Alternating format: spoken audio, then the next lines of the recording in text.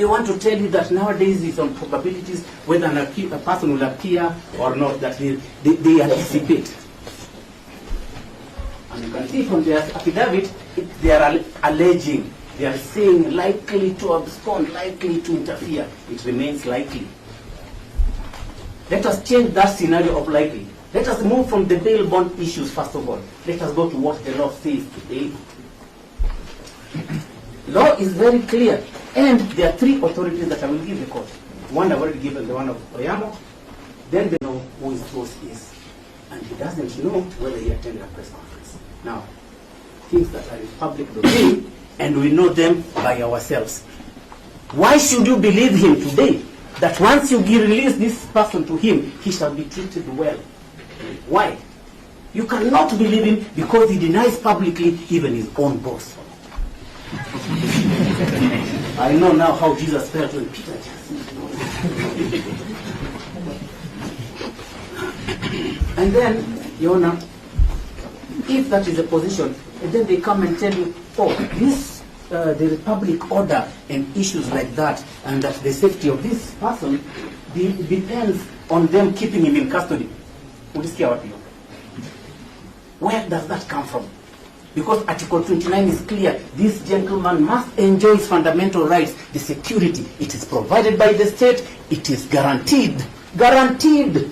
So they can't come here by a mere application and tell you that he cannot be safe. And they don't quote that article in their application.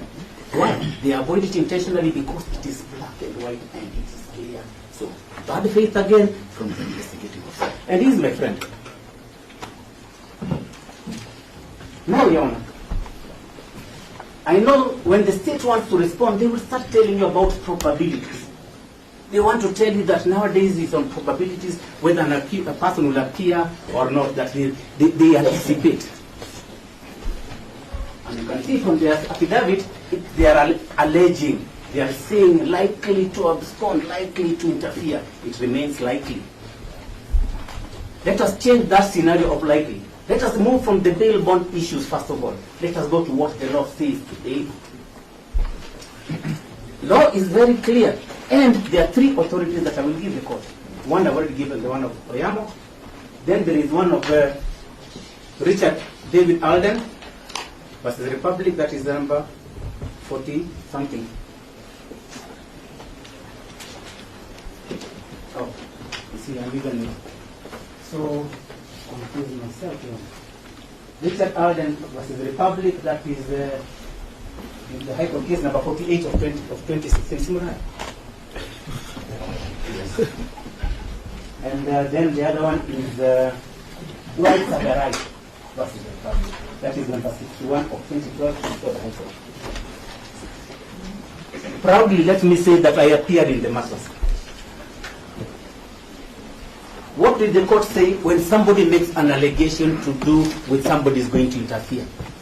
The court did not say probably. The court said must put evidence, must show something, must produce something.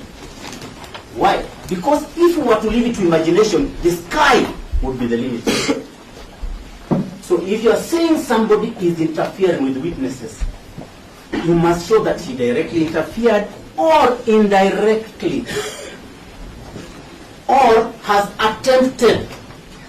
In the affidavit that you have been given, nothing is there. They are saying likely. That was held by Justice Korir in the Dwight Sagarai case and was also supported by Justice Lesit as she then was in the Richard David Alden case. If you're going to say somebody is going to abscond, what does the judge say, Lesit? She says that you must be able to show that an attempt has been made by the person to try and abscond. Not only that, maybe there's a ticket, plans of traveling, or arrangements made. So I'll ask you, Your Honor, and I will give you the answer. Have they given you that? Then the answer is no.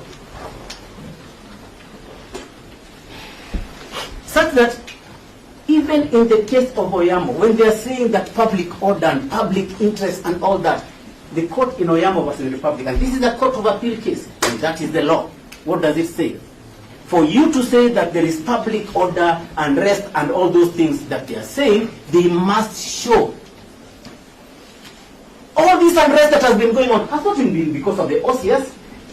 Tuesday, tomorrow, there will be an mandamano in reference to somebody else.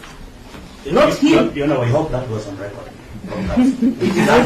That matter of fact, we hope goes on record. It's even on social media, and let me tell you why they can't tell me not to say anything about social media. In his affidavit, he said they got these issues from social media. You know, don't shut me up. We admit that council can go to social media. We just asking the court that as he says it from social media, please record it for us. We will use it. Yes, Your Honor. And if that is the position that they are going to say and they are going to use it, let me tell you, Your Honor, it was not in relation to the OCS. It must be mentioned that it is the OCS and it must be accurate. Let us not generalize. That is why that law has never been overturned. Until today, it has never been overturned. So, what then does that leave the prosecution with? An empty shell, Your Honor. Today, they have come to this court, not, as I said, to do this case in a proper manner, but in bad faith, which have demonstrated, and an affidavit that does not meet the requirements of Article 49, and at least what they will come out from with here is that at least I've given them a definition of compelling reasons. Yes. Thank you.